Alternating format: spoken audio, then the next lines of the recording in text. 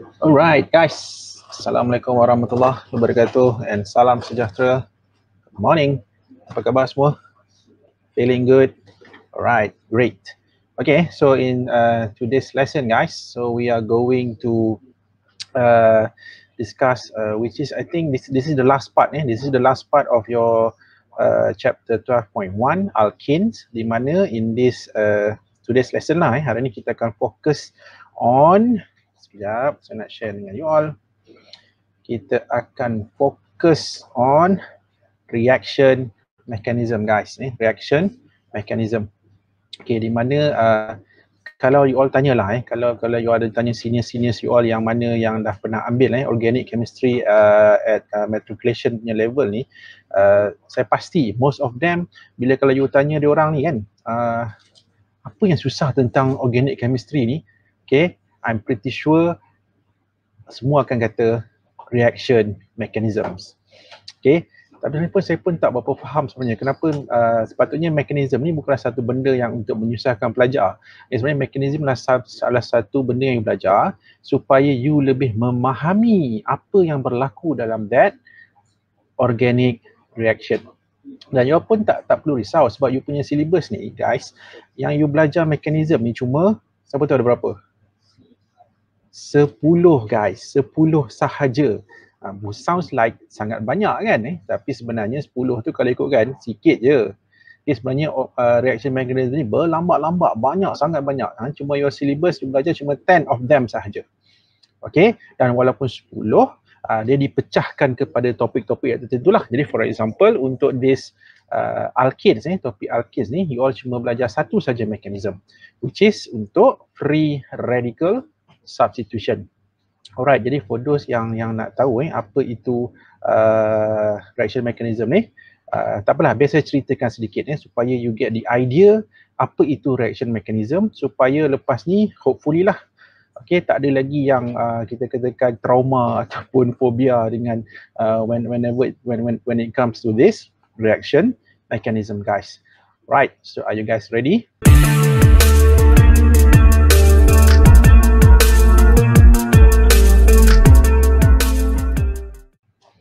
Alright, so reaction mechanisms guys. Jadi untuk peringkat awal ni, saya nak ceritakan dulu apa yang dimaksudkan dengan ataupun what are reaction mechanisms.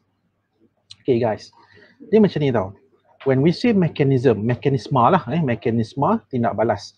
Okay, mechanism actually is a step by step description. Nampak tak? Step by step. Okay, maksudnya dia ada langkah demi langkah of the events. Okay, events ni kalau in this case dia merujuk kepada apa yang berlaku dalam sesuatu organic reaction that are postulated. Ini yang saya nak semua orang take note. Sebenarnya guys, all of these reaction mechanisms ni, dia adalah suatu postulate. You ingat lagi tak postulate? Di mana last time you jumpa perkataan postulate ni? Waktu you belajar Bohr model kan? Bohr model, ingat tak? Bohr model ada dia punya beberapa postulate dia kan, yang dia menggambarkan atom ni macam mana kan. Okay, sebenarnya macam ni, postulate ni dia adalah something yang bersifat hypothetical. Jadi bila hypothetical ni maksudnya mana dia orang nampak kan? You nampak ke apa yang berlaku dalam reaction? You boleh nampak ke elektron tu bergerak, elektron transfer, berlakunya serangan nucleophile, electrophile, mana you nampak? Kan, kita tak nampak benda ni.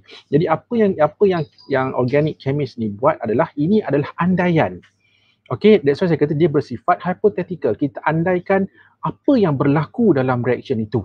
Itu maksudkan dengan postulated to take place. Maksudnya yang berlaku at the molecular level. Maksudnya pada peringkat molekular lah, pada peringkat molekul, peringkat atoms. Mungkin ada some of the mechanism melibatkan ions, melibatkan electrophile, melibatkan nucleophile. Okay, di mana reactants are converted to products. Okay, saya bagi pada you satu contoh lah. Katalah in satu organic reaction, let's say lah A kan bertindak balas with B, A reacts with B to produce C. Okay, kalau ikut pada previously apa yang you all dah belajar setakat ini kan, apa you macam you baca this equation, A and B are the reactants, So when A and B reacted, so they can produce C. That's it. Nah, itu apa you belajar tentang chemical reaction. Tetapi apa yang dimaksud dengan reaction mechanism? Reaction mechanism ni guys, dia menerangkan dengan terperinci apa yang kemungkinan berlaku dalam this reaction. For example kan, kita tahu A bertindak balas dengan B. Kan, A bertindak balas dengan B. Tetapi dalam this reaction, antara A dengan B ni, which reactant attack which reactant first? Adakah A attack B dulu, ataupun B attack A dulu, ataupun A dia tunggu B jadi ion dulu baru dia attack, ataupun A dia tunggu B jadi for example electrophile ataupun nucleophile baru dia bertindak balas? You faham tak? Itu tak diterangkan dalam chemical equation. Chemical equation is just it is all about the reactants and the products. That's it. Tapi reaction mechanism guys, dia menerangkan dengan lebih detail. Okay, what happen? Tapi kena faham, benda ni adalah suatu postulate. Maksudnya nobody, saya rasa tak ada orang dalam dunia ni boleh nampak dengan mata kasar kan apa yang berlaku dalam reaction. Tetapi itulah apa yang diandaikan, berlaku dalam sesuatu organic reaction, dan dia diterangkan secara detail step by step. Kalau saya lah personally kan, saya suka menggambarkan apa tahu kelas? Saya suka menggambarkan reaction mechanism ni adalah suatu saya suka guna is the concept of storytelling. Kita bercerita pada orang apa yang berlaku dalam reaction itu step by step. Cuma storytelling kat sini tak adalah once upon a time kat depan. Tak adalah kita cerita, okay, once upon a time there was a reactant A reacts with reactant B. Tak adalah kita start macam tu. Tetapi actually itulah sebenarnya yang dikatakan the concept of reaction mechanism guys. Okay, so ini yang pertama. And then what else yang you all kena tahu, whenever we want to write this mechanism, kita mesti pertama kita akan menulis dia secara stepwise lah. Kadang-kadang memang ada mechanism yang you kena buat step 1 apa, step 2 tu apa, step 3 apa kan. Ataupun kadang-kadang kita tak tunjukkan secara stepwise macam tu, kita tunjukkan dengan menggunakan arrow. For example, ini berlaku reaction dapat ini, and then seterusnya apa berlaku.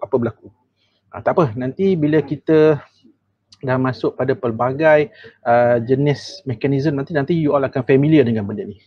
Okay, and then what else yang you all kena tahu guys, dalam sesetengah mechanism ni, dia akan menghasilkan dua benda. Satu, apa yang kita sebut sebagai intermediate. Okay, intermediate ni maksudnya perantaraan lah. Ataupun kadang-kadang dia akan menghasilkan transition state. Okay, contoh intermediate ni, contohnya macam mungkin reaction itu dihasilkan radical dulu, ataupun dihasilkan carbocation ion, ataupun dihasilkan carbon ion. Lepas tu baru dia proceed menghasilkan reaction. Ataupun kadang-kadang ada setengah mechanism along the reaction, ataupun in one of the steps involved, they can produce transition state. Apa contoh transition state ni? Contohnya macam activated complex. Okay, tak apa, more on this later.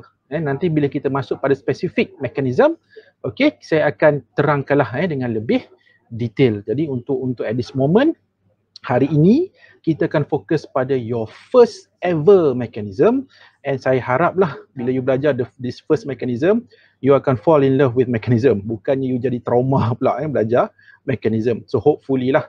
Okay, so let's hope for the best. Okay guys, tak apalah, saya cerita sedikit overview what are ataupun apakah kesemua mechanisms, reaction mechanisms yang you all akan belajar dalam this organic chemistry for this semester. Okay, yang pertama dalam chapter alkene guys, dalam chapter alkene.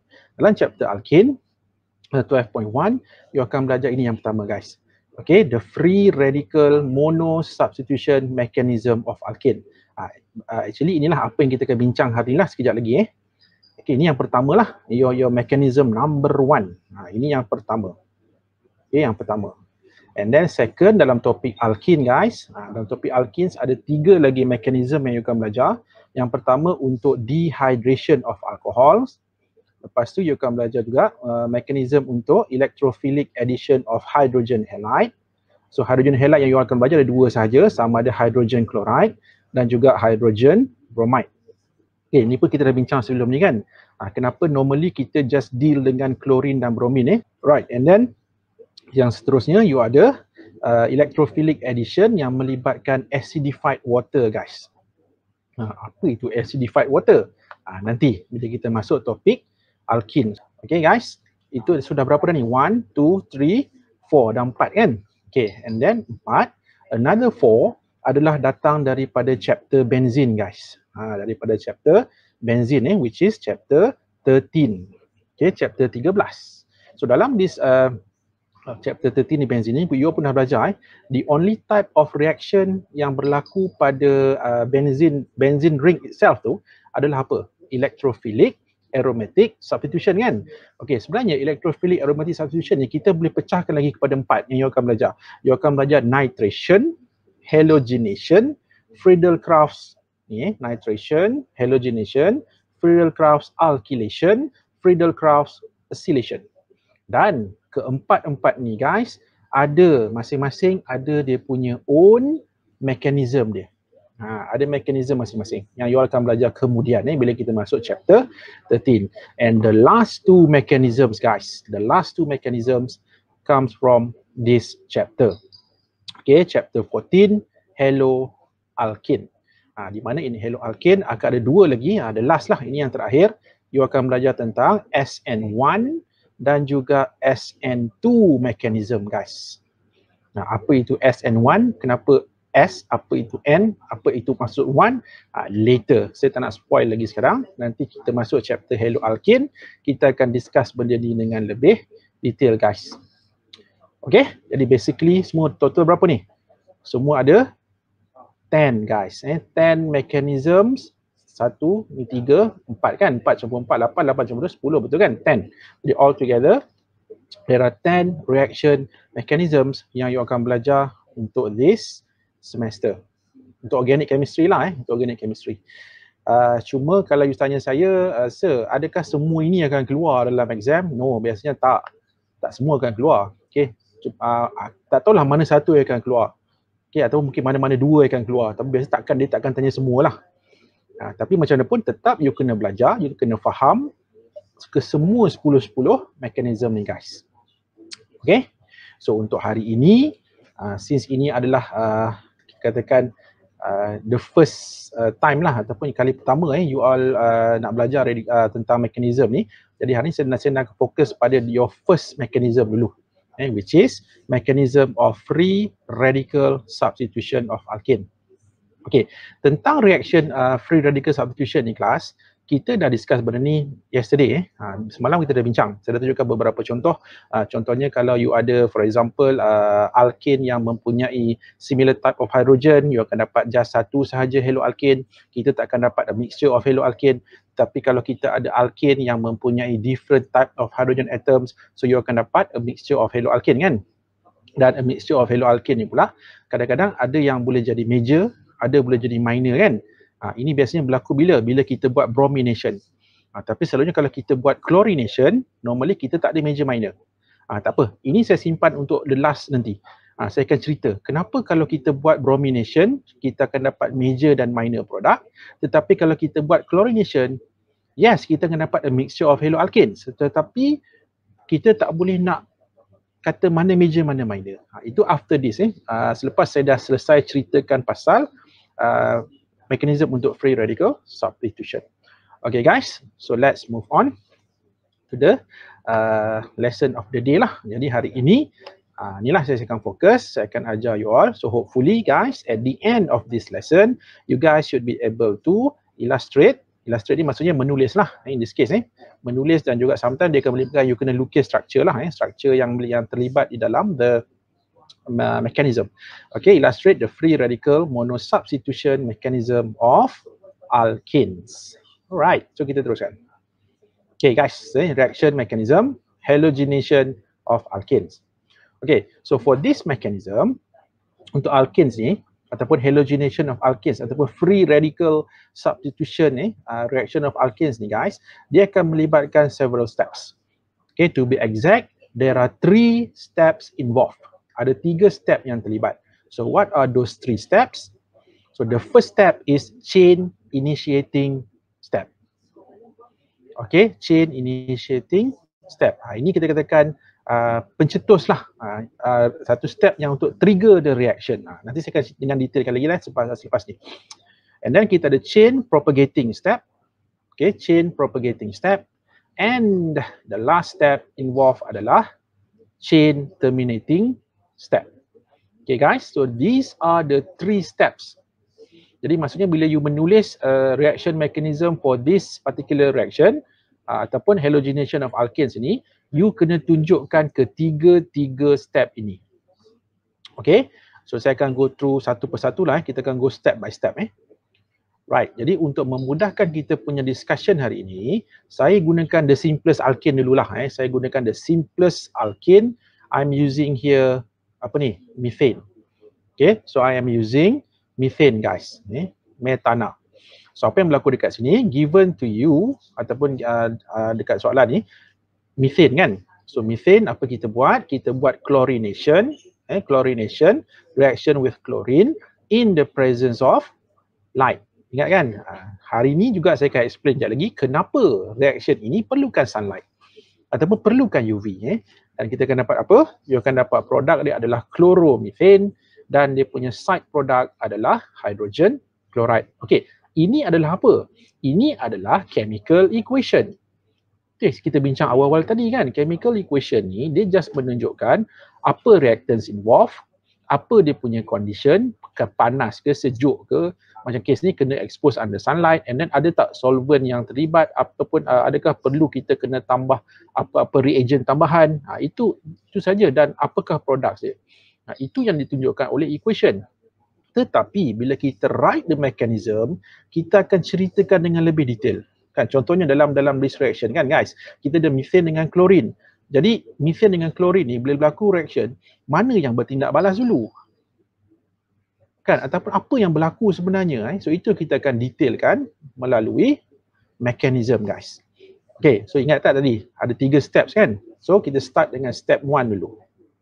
Okay, so in step 1, this is the first step lah yang kita katakan chain initiating step. Di mana guys, in this first step, what happen actually, dia akan melibatkan fragmentation of a chlorine molecule. Tak semestinya chlorine lah, kalau kita guna bromine, fragmentation of bromine molecule by heat ataupun by light. Sebab apa light? Sebab dalam light tu ada UV. Jadi UV tu yang digunakan untuk apa? Untuk this halogen molecule, untuk berlakunya homolytic cleavage. Ingat lagi tak homolytic cleavage? To produce halogen, 2 halogen free radicals. Jadi in this case, kalau kita menggunakan contoh reaction tadi, so apa yang berlaku guys, macam ni tau. Kan dalam kita punya reaction tadi, kita ada 2 reactants, remember? Kita ada methane dan kita ada chlorine kan. Dan bila kita campur dua ni, dan kita expose dia under UV ataupun under sunlight, ataupun kalau tak ada these 2 sources, kita boleh juga apply heat, tapi heat tu mesti suhu yang tinggi lah. So apa yang berlaku guys, bila these 2 reactants are exposed under sunlight, dia macam ni tau. Chlorine ni, kalau you guys nak tahu dia punya bonding lebih mudah putus berbanding dengan bonding dalam alkane. Jadi apa yang berlaku adalah bila kita expose these 2 reactants under sunlight, jadi chlorine ini akan absorb energy from the light sources tadi, ataupun daripada UV ataupun daripada heat. So bila chlorine ni absorb heat, apa yang berlaku adalah dia akan berlaku homolytic cleavage guys. Jadi dia akan putus dulu, dia akan berlaku homolytic cleavage. Jadi kalau you all masih ingat kan, homolytic cleavage di mana this covalent bond here, antara these 2 chlorine atoms akan putus secara symmetrically. Maksudnya this chlorine atom gets 1 electron and this chlorine atom also gets 1 electron. So apa produk dia guys? So kita akan dapat radical chlorine ataupun free radicals lah. Jadi in this case kita akan dapat 2 chlorine radicals. Ingat lagi tak apa itu radicals? Species yang ada 1 unpaired elektron. Okay guys, ingat lagi tak apakah ciri-ciri radical? Ingat, radical ni dia bersifat highly reactive. Ingat, radical ni sangat-sangat reaktif. Dia bukan setakat highly reactive, dia juga adalah highly unstable. Kan, you guys cuba ingat selalu kalau kita guna perkataan radical ni, kita akan guna radical ni untuk apa? Katakanlah kalau tiba-tiba someone came to you dan cakap, you ni radical lah. Apa maksud dia? Macam-macam lah kita boleh interpret kan. Mungkin radical tu maksudnya macam jahat, maksudnya radical ni tak dengar kata, atau macam rebel, suka melawan kan, suka ni lah macam hyperaktif. Macam tu lah, itu biasa radical dikaitkan dengan benda-benda macam tu kan. Sama juga dengan radical atom yang menjadi radical ni. Maksudnya radical ni dia bersifat sangat-sangat reaktif, sangat-sangat tak stable. Jadi you bayangkan kan, suatu benda, satu spesies di mana highly reactive, highly unstable. Jadi you boleh bayangkan sifat dia macam mana kan. Okey, jadi sekarang ni saya selalu gambarkan macam ni lah. Kenapa radical ini dia tak stabil, dia lah sangat-sangat reaktif, sebab dia tak boleh terima hakikat tau. Sebab apa saya kata dia tak boleh terima hakikat? Sebab dia cuma ada satu elektron, dia tak cukup satu elektron. Kalau tak cukup sepasang, yes, mungkin dia akan jadi cation. Okay, mungkin dia boleh terima benda tu jadi cation. Ataupun dia terlebih sepasang elektron, dia akan jadi anion. Tapi the problem with radical ini dia bukan ion. Radical is not cation, radical is not anion. Dia bukanlah suatu spesies yang ada charge. Kan, tetapi dia tak cukup sepasang elektron guys. Itu yang menyebabkan dia jadi radical tu. Dia jadi sangat-sangat reaktif dan sangat-sangat tak stable. Okay, jadi inilah apa yang berlaku dalam this first step guys. Okay, terhasilnya radical. Dan kalau you nak tahu under the influence of heat or light, apa yang berlaku ni, apa yang saya ceritakan tadi, a chlorine molecule, ataupun kalau kita menggunakan buat bromination, maksudnya bromin lah jadi bromin molecule ataupun chlorine molecule, tapi dalam kes contoh yang kita guna ni chlorine lah. Jadi a chlorine molecule dissociates homolytically. Ingat lagi kan, homolytic cleavage, di mana each atom akan takes one of the bonding electrons. And apa yang berlaku? This step produces two highly reactive guys. Nampak? Highly reactive chlorine free radicals. Okay. Jadi inilah basically apa yang disebut sebagai chain initiating step. Jadi kalau you nak tahu kenapa dapat nama initiating, sebab inilah reaction kita katakan yang akan memulakan segalanya. Ataupun kita katakan radical chlorine yang terhasil inilah guys yang akan trigger this reaction. Maksudnya reaction halogenation ni, kalau radical tidak terhasil guys, reaction ni tak akan berlaku. Sebab tu untuk kes halogenation of alkanes ni mesti kena ada light source, mesti kena ada UV, mesti kena ada sunlight, mesti kena ada heat. Kalau tidak, you tunggulah sampai bila pun reaction ni tak akan berlaku. Sebab apa guys? Sebab ingat lagi tak, alkanes adalah tak reaktif. Jadi untuk trigger the reaction, dia memerlukan something yang reaktif untuk trigger the reaction. Jadi kalau reaction itu tak ada something yang nak initiate benda tu, sampai bila reaction ni tak berlaku? Okay, so that's why this first step adalah very very important. Sebab kalau tak, reaction tak berlaku.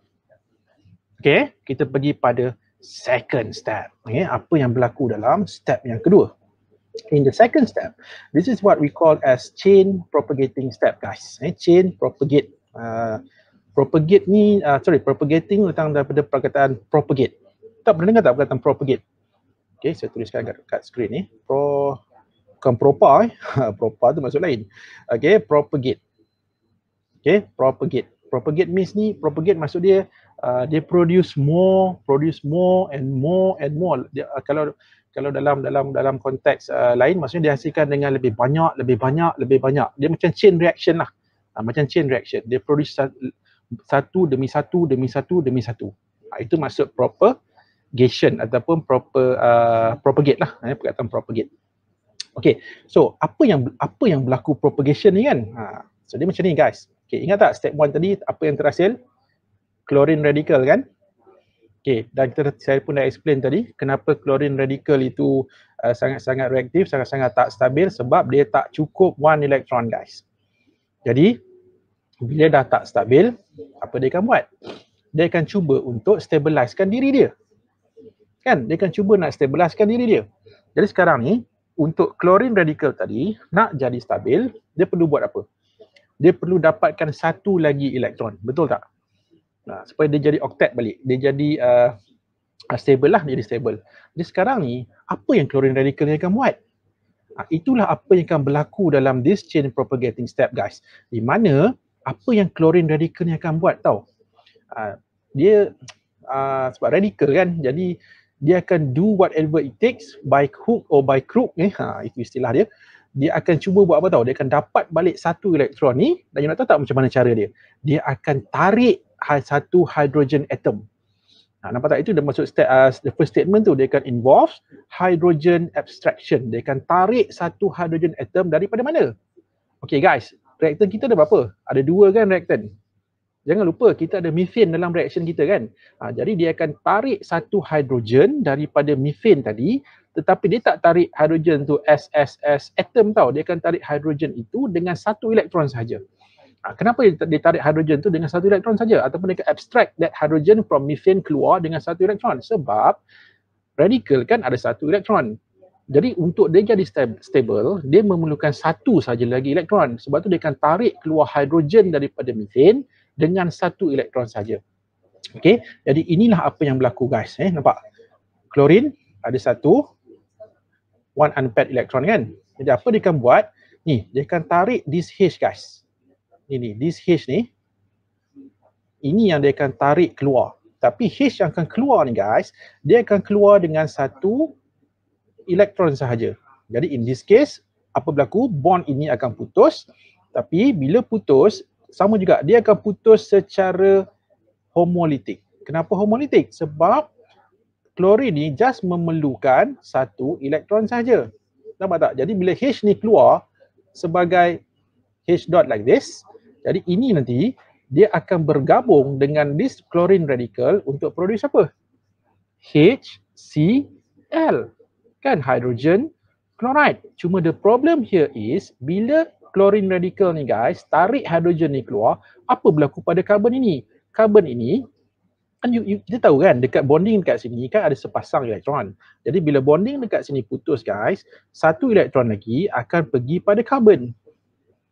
Dan you tengok apa kita akan dapat. Sorry, bukan kita lah, apa dalam reaction ni akan dapat. Dalam di step C, yang pertama, dalam step 2 ni nampak, dia akan produce hydrogen chloride. Kan hydrogen chloride adalah apa? Side product kan dalam this reaction. Dan perhatikan guys, apa jadi pada methane tadi? Asalnya methane adalah alkane, tetapi apabila chlorine radical tadi dah merampas ataupun dah mengambil satu elektron dengan cara ditarik satu hidrogen tu keluar dengan satu elektron, so dia menyebabkan methane tadi dah bertukar menjadi methyl radical. See what happened here guys? New radical terhasil. Nampak tak? Itulah kesan daripada tindak balas radikal guys. Lepas tu radikal ni sentiasa dikaitkan dengan benda-benda yang tak baik. Contohnya kan, salah satu yang menyebabkan masalah pada kesihatan kita adalah radikal-radikal bebas ni lah, free radical Kenapa? Sebab itu contoh kat sini boleh nampak. Radikal ni, once dia attack something yang bukan non-radical, dia punya produk dia adalah radical. Jadi itu yang dimaksudkan dengan chain propagating class. Maksudnya dalam propagating ni ataupun propagate ni, apa yang being propagate? Maksudnya radical lah. Maksudnya dalam step 2 ni ada suatu step di mana radicals are produced over and over and over and over. Sehingga menyebabkan lama kelamaan dalam reaction tu akan penuh dengan radikal. Penuh dengan radikal. Sebab apa? Sebab dalam step 2 ini, itu dapat nama propagate. Maksudnya radikal tu dihasilkan dengan banyak. Okey, jadi seterusnya, dah bila terhasil saja methyl radical ni guys, okey, you kena ingat, radical ni, once a radical is always a radical. Kan? Maksudnya, apa maksud statement saya ni? Maksud statement saya ni adalah, radical ni sifat dia sama. Dia cuma berubah bentuk je ataupun berubah wajah je, tetapi karakter masih sama. Radical chlorine, chlorine radical dengan methyl radical adalah radical. Jadi bila radical ni, dia akan do whatever it takes untuk apa? Sekarang ni methyl radical ada berapa elektron? 1. Jadi that's why dia jadi radical. Tak stabil kan? Tak stabil. Lepas tu apa dia akan buat? Dia akan cuba tarik satu spesies lagi dengan satu elektron untuk dia jadi stable. Jadi apa yang dia akan buat sekarang ni? Seterusnya guys, apa yang berlaku? Okey, dalam kita punya reaction ni kan kita menggunakan chlorine molecule kan. So, bila satu klorin molekul tadi dah jadi radikal, betul? Kan satu tadi dah jadi radikal. Okey, dan dalam tu kan ada satu je ke molekul klorin? Kalau dalam satu test tube tu you buat reaction, takkan dalam tu ada satu saja molekul klorin. Even kalau you ada 1 mol klorin pun, ada berapa molekul klorin?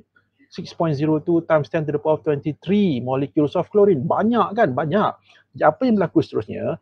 This methyl radical akan buat apa? Okay, dia akan menyerang klorin molekul yang lain. Nampak tak? Dia akan attack klorin molekul yang lain. Kenapa dia attack? Supaya dia jadi bukan radikal pula. Okay, cuma dalam yang pertama ni, apa yang berlaku dalam dekat sini, this step actually dia produces a molecule of hydrogen chloride and a methyl radical. Seterusnya guys, what happen adalah this highly reactive methyl radical akan bertindak balas dengan other chlorine molecule by abstracting a chlorine atom. Macam ni guys. Nampak? Ni tadi methyl radical yang terhasil. Seterusnya apa berlaku tahu? Dia akan attack this another chlorine molecule dalam reaction itu. Kan? Apa yang berlaku seterusnya? Samalah, sebab methyl radical ni dia just perlukan apa? Dia cuma perlukan satu sahaja kan? Dia cuma perlukan satu sahaja elektron. Jadi apa yang berlaku kat sini? Dia akan attack, jadi bond ini akan putus. Samalah, ini akan putus satu. So this one electron dengan this one electron, ini akan combine nanti. Dan ini akan putus dan ini akan goes here. Dan apa kita akan dapat guys? Ni, nampak tak? Inilah kita punya main product tadi. See, inilah macam mana terhasilnya chloromethane tu guys. Nampak? So jadi maksudnya radikal klorin ni keluar, kan? Bila bond ni putus, Cl akan keluar dengan one electron dan dia akan bergabung dengan this methyl radical to produce chloromethane. Okay, oh guys, sorry ni salah ni. Sepatutnya it should be, okay, ada satu dot je kat sini. Right. Okay, so nampak tak apa berlaku kat sini? Still dia produce apa? Dia produce apa? Betul dia hasilkan chloromethane. Tapi at the same time dalam this reaction juga, dalam this step juga, dia menghasilkan another chlorine radical.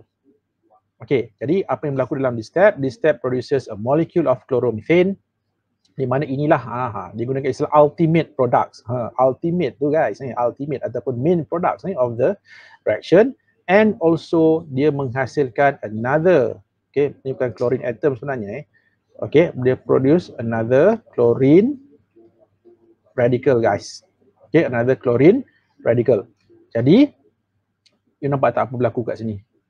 Ini apa? Radical chlorine kan? So what would we expect yang akan berlaku seterusnya guys? Maksudnya, dalam step 2 ni, dia akan mengulang benda yang sama, nampak tak? You tahu apa maksud saya? Inilah bila chlorine radical ni terhasil, apa berlaku seterusnya? Radical chlorine ni, dia akan, okay, tadi methyl radical attack chlorine, dapat chlorine radical. Seterusnya, chlorine radical yang newly form ini akan attack another methane molecule. Kenapa tak apa berlaku kat sini? Maksudnya kedua-dua reaction ini dia akan repeated tau. Dia akan repeated over and over and over and over. Okay, jadi benda ni akan berulang. Maksudnya this newly formed chlorine radical can now cause a repetition of step 2 ini guys. Itu dapat nama chain propagating. Maksudnya dalam reaction step 2 ni, ialah satu step yang melibatkan radicals are produced over and over and over. Okay guys, something saya nak share dengan you all lah. Kenapa radical ni tak baik untuk kita katakan satu benda yang tak bagus excuse me. Sebab apa yang saya baca lah guys a single radical satu radical boleh menjadi pencetus kepada penghasilan thousands of radical. You just bayangkan, daripada satu radical, okay, satu radical dia boleh menghasilkan beribu-ribu radical. Kenapa? Inilah yang dikatakan chain propagating ni. Nampak? Itu satu tau. Satu hasilkan beribu radikal. Yang beribu radikal terhasil tu akan hasilkan berapa? Berjuta, mungkin millions, billions of other radicals kan, nampak tak? Itulah kesan dia, radikal ni actually adalah satu spesies yang okay, selalulah kita katakan associated dengan banyak benda lah. Contohnya kalau untuk manusia tentang masalah kesihatan ataupun untuk environment pun sama, ada radikal juga yang menyebabkan masalah dalam sekitar. Okay, banyaklah sebenarnya, tapi biasanya radikal ni tidak dikaitkan dengan something yang good news lah. Normally dikaitkan dengan bad news. Okay, itu sedikitlah tentang apa disebut sebagai chain propagating step guys, ataupun step 2. Okay, jadi kalau kita recap balik dalam step 2 ni guys, you nampak tak apa berlaku? Dalam step 2 ni dia produce radicals, kan? Dia menghasilkan more and more and more radicals. Jadi you just imagine guys, kalau bila radikal ni dah terlalu banyak dihasilkan, apa berlaku? Maksudnya yang non-radikal tu, kan, non-radikal dah makin kurang, betul tak? Bila semua dah jadi radikal, kan, bila semua dah jadi radikal, so yang non-radikal ni akan berkurangan. Faham kan? Non-radikal akan berkurangan. So bila yang non-radikal ni berkurangan, maksudnya radikal dia dah tak boleh lagi nak attack non-radikal, ataupun dia nak attack molekul ataupun atom molekul yang bukan lagi radikal. Jadi apa yang berlaku seterusnya? Inilah apa yang berlaku dalam step 3, ataupun yang kita sebutkan sebagai apa guys? Yang kita sebutkan sebagai step 3, chain terminating step. Okay, seperti mana like any other cerita, any other movie yang you tengok, mesti ada ending dia kan, mesti ada dia punya finale dia kan. Okay, so samalah dengan this mechanism, maksudnya dia ada dia punya penamat dia. Okay, sebab kalau tak, the story ni akan berterusan forever. Tak, dia tak akan berterusan menghasilkan radikal tu sampai bila-bila. Kalau tak, reaction tu tak akan berhenti kan. Sebab reaction ni macam mana pun, finally it will come to a stop. Reaction ni akan berhenti. So sekarang ni macam mana reaction tu akan stop? Ini apa yang berlaku dalam step 3 guys, di mana kita sebut sebagai chain terminating step. Maksud chain terminating step ni, so apa yang being terminated? Apa yang dihapuskan? Jadi dalam step 3 ni, dia menunjukkan apa? Macam mana, okay, kita katakan radicals ni are terminated. Macam mana radicals ni dia punya jangka hayat dia dah habis, ataupun dia bukan, macam mana radikal untuk tidak lagi jadi radikal. Tapi di dalam keadaan radikal tu dah sangat banyak, macam mana radikal ni boleh jadi non-radikal? Okay, kalau step 2 tadi kita nampak, okay, radikal tindak balas dengan non-radikal, yes, dia akan produce another non-radikal dan juga dia akan produce satu lagi radikal kan. Tapi itu kalau masih ada non-radikal. Tapi dalam kes ni, bila radikal dah terlalu banyak, macam mana antara radikal dengan radikal ini dia boleh menghasilkan something yang bukan radikal ataupun non-radikal. So ini apa yang berlaku dalam step 3 guys. So in step 3, okay, this step causes the chains to terminate. Okay, chain ni maksudnya proses penghasilan radikal tadi kan, dalam propagation step dia more and more radicals are produced kan. Okay, jadi apa yang berlaku dalam this step 3? Okay, these radicals akan berakhir macam mana? Jadi these radicals akan end up di mana kedua-dua radicals akan bertindak balas. Okay, guys, you imagine radikal, katalah kita ada chlorine radical. Chlorine radical ada berapa elektron? Unpaired elektron? 1 kan? Katalah kita ada another chlorine radical, ada berapa? Pun ada 1 unpaired elektron. So instead of pergi attack non-radical, dan kita tahu kedua-dua radical chlorine ni tak stabil, so why not both of this radical berdamai kan? Berdamai di mana each radical, okay, kau ada 1, aku pun ada 1, kita tak cukup, masing-masing tak cukup 1 elektron. So why not kita buat truce, kita buat apa? Gencatan senjata kan, buat perjanjian damai di mana setiap chlorine radical itu bagi 1, kau share 1, aku share 1. Faham tak? Okay, saya tunjuk macam ni guys.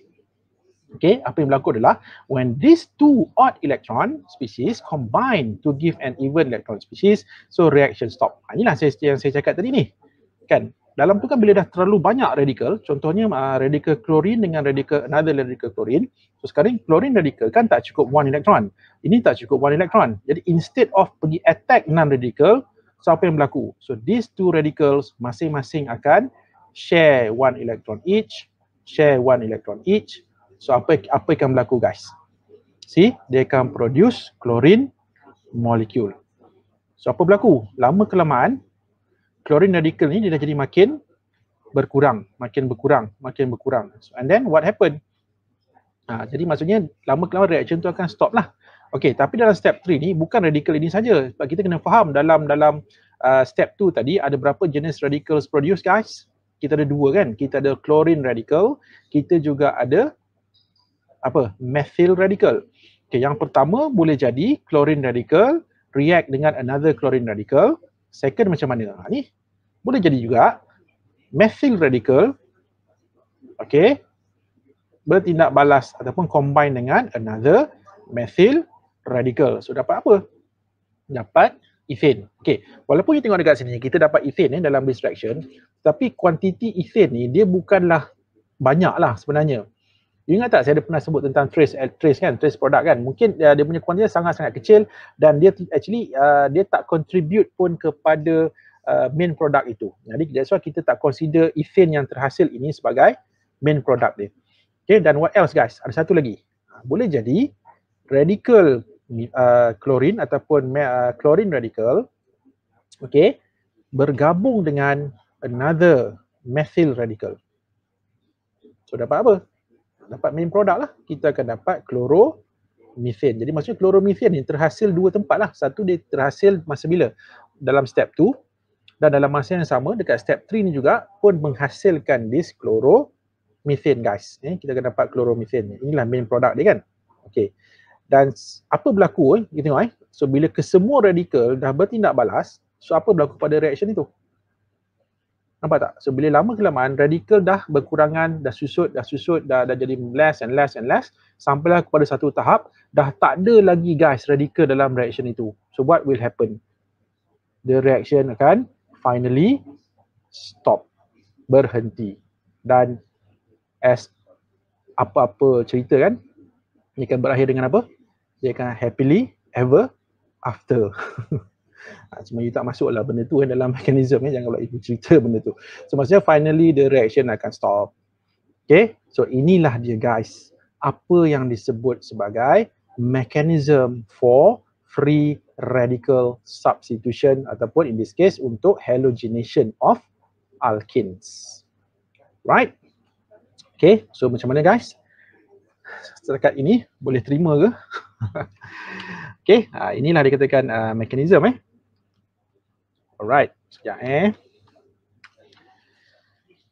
Okay, jadi satu benda yang saya nak ingatkan kepada semua kalau dalam mekanisme ni guys, kita akan banyak guna arrows tau. Kita akan banyak guna arrows dan saya pun pernah mention benda ni lah dalam previous lessons. Okay, saya ulang balik lah Ingat, kita ada dua jenis arrow. Okay, yang pertama kita ada arrow yang fully headed tu ataupun arrow yang penuh tu lah kan. Dan kita juga ada half headed ataupun ada kadang diguna istilah single barb ataupun fish hook arrow. Okay, dan ingat, these arrows represent apa? These arrows represent the movement ataupun kita katakan ke arah mana elektron itu bergerak. Contohnya seperti kalau berlaku homolytic cleavage ataupun berlaku heterolytic cleavage ataupun berlaku electron transfer kan. So ke arah mana? Dia mesti daripada suatu spesies ke another species.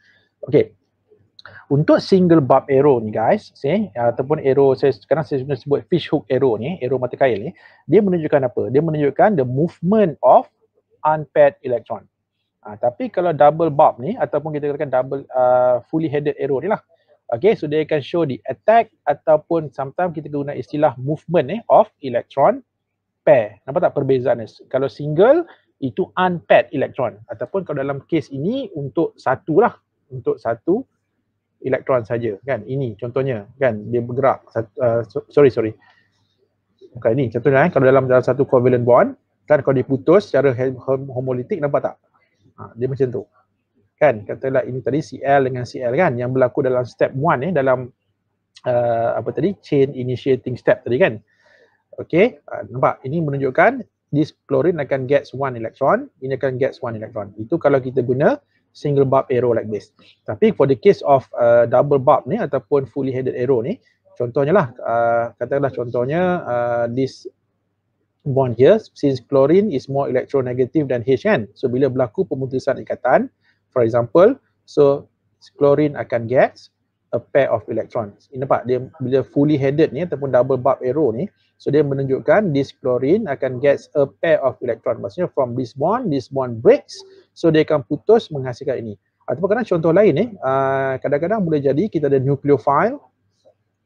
Katakanlah kita nak tunjukkan kan nucleophile ni dia mendermakan lone pair kepada electrophile. Jadi samalah kita akan gunakan contohnya arrow macam ni, fully headed arrow guys, untuk menunjukkan the movement of this lone pair electrons. Jadi itulah apa yang dimaksudkan dengan these two arrows guys.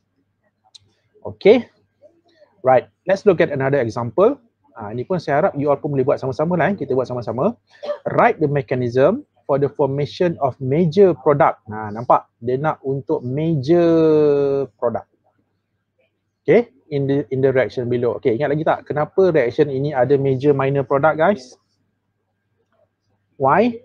Because kita ada suatu alkane yang mempunyai different type of hydrogen atoms. Ingat lagi tak? Kita dah discuss ni semalam kan? In your previous lesson yesterday.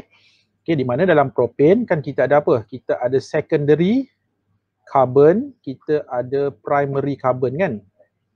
So that's why akan ada two different classes of hydrogen. Di mana hydrogen which is bonded to this carbon, it is a secondary hydrogen. Hydrogen which is bonded to this carbon, dia adalah primary hydrogen. So that's why kita akan ada apa? Ada dua lah. Akan ada dua main product, satu major, satu minor.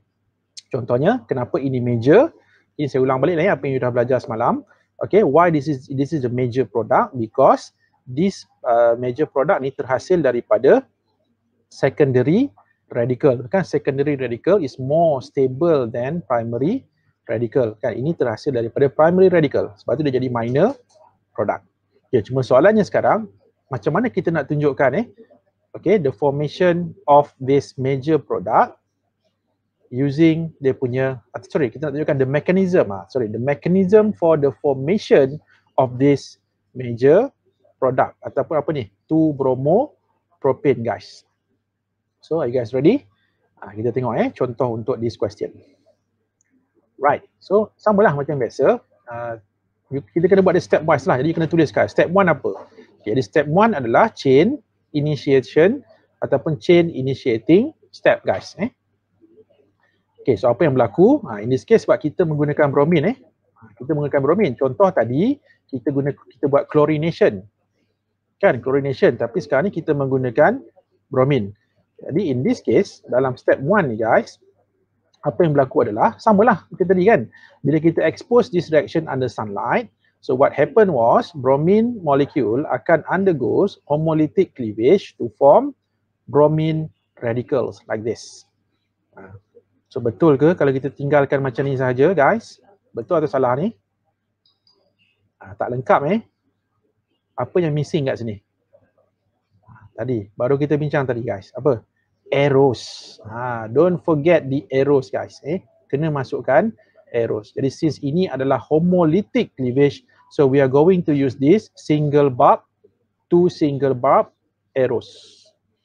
Okay, ataupun 2 fish hook arrows ni untuk menunjukkan satu bila berlakunya bond cleavage kat sini, so this bromine atom akan gets 1 electron, this bromine atom akan gets 1 electron, so kita akan dapat 2 bromine radicals guys. Okay, 2 bromine radicals. And apa berlaku seterusnya? In step 2, chain propagation step ataupun chain propagating step, the bromine radical form tadi, so dia akan attack this propane molecule dengan apa? Dengan tarik satu hydrogen keluar. Okay, dia akan tarik satu hydrogen keluar. And since kita nak fokus pada major product, sekarang kita tahu dalam major product tadi, hydrogen yang mana yang ditarik? Kan, dia tarik daripada hydrogen mana? Dia tarik daripada hydrogen pada secondary carbon ini kan, secondary carbon. Jadi apa yang berlaku adalah this bromine radical akan tarik this hydrogen keluar dengan satu elektron. Jadi this bond akan putus homolytic and this carbon akan gets 1 electron. Dia akan dapat satu elektron. So that's why apa yang terhasil, kita akan dapat side product ini hydrogen bromide, dan see what happened to this propane. Propane dah jadi propyl radical. Ini namanya adalah propyl radical lah. Kan? So, apa berlaku seterusnya? Revenge. Kenapa saya kata revenge? Oh, tadi kau dah attack aku je, radical bromin. Dan sekarang ni aku dah jadi radical. Sekarang aku akan attack bromin yang lain pula. Macam itulah. Macam itulah lebih kurang cerita dia. Kan? Jadi itulah apa yang berlaku guys. Seterusnya dia akan, this radical propyl akan attack another bromine molecule. Okay, dia akan attack another bromine molecule. Okay guys, dia akan attack molekul bromin yang lain. Mana samalah. So dia akan tarik satu bromin keluar dengan satu elektron. Okay, dan apa berlaku pada this bromin? So ni pun akan dapat satu lagi dia akan dapat one elektron. So nampak tak apa terhasil? Okay, dia akan menghasilkan a new bromine radical. So apa berlaku seterusnya? Okay, ni kedua-dua reaction yang berlaku dalam step 2 ni dia akan repeated. Dia akan ulang balik. Seterusnya, this radical bromine akan attack another propane molecule. Dapat balik propyl radical. So, propyl radical tu pula akan attack another pula bromine molecule. Akan dapat bromine radical. So, benda tu akan berulang lah. Maksudnya, these two reaction ni akan berulang over and over. Macam kita playback, kita rewind, playback. Kita rewind, kita play. Kita rewind. Macam tu lah. Dia berulang over and over. Sampai dalam step tu ni, terlalu banyak radicals yang terhasil. Okay, jadi bila dah terlalu banyak radicals dah produce dalam step 2, and then apa berlaku dalam step 3 guys, di mana all of these radicals akan sampai pada penghujungnya. Kan? Ingat dia mesti ada penghujung kan. Every beginning akan ada dia punya ending kan. Okay. Jadi apa yang berlaku dekat sini, di mana two free radicals akan combine to produce non-radical species. Jadi in this case, apakah possible combination ya? Yang pertama boleh jadi propyl radical dengan another propyl radical combine to produce, kita akan dapat suatu alkane lah. Okay, apa ni? 1, 2, 3, 4. 1, 2, 3, 4. Jadi you akan ada 2,3-dimethyl butane. Kita akan dapat butane. Tapi jangan risaulah, ini cuma bukan main product lah. Dia mungkin dalam kuantiti yang sangat kecil je, sikit je. And then second, boleh jadi propyl radical bertindak balas dengan another bromine radical.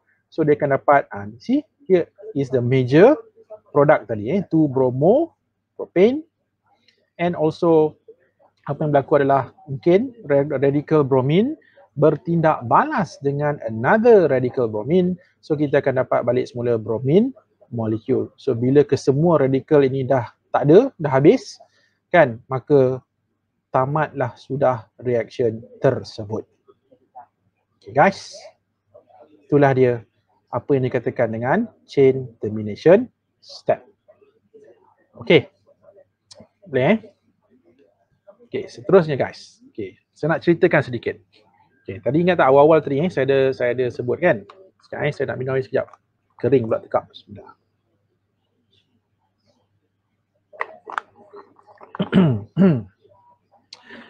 Alright guys, kita tengok. Sekarang saya nak ceritakan sedikit benda ni actually is not in your syllabus, tetapi saya rasa it's good for you to know. Okay, benda ni sebab ialah something yang saya rasa agak menarik juga untuk kita bincangkan. Okay, right, selectivity in free radical reaction. Sekarang kita nak cuba compare, ada beza tak antara bromination dengan chlorination. Okay, katakanlah guys kita ada propane. Okay, kita ada propane. Ingat lagi tak tadi kan kita menggunakan contoh propane tadi, example number 2. Cuma dalam example number 2 tu kita buat bromination. Okay, kita buat bromination menggunakan propane. Yes, kita akan dapat these two products. Betul, kita dapat these two products. Satu major, satu minor.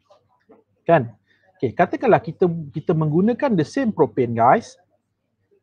Okay, the same propane. Tetapi kali ini kita menggunakan chlorine. Kita tindak balaskan dengan chlorine ataupun kita buat chlorination. And yes, kita akan dapat two products juga.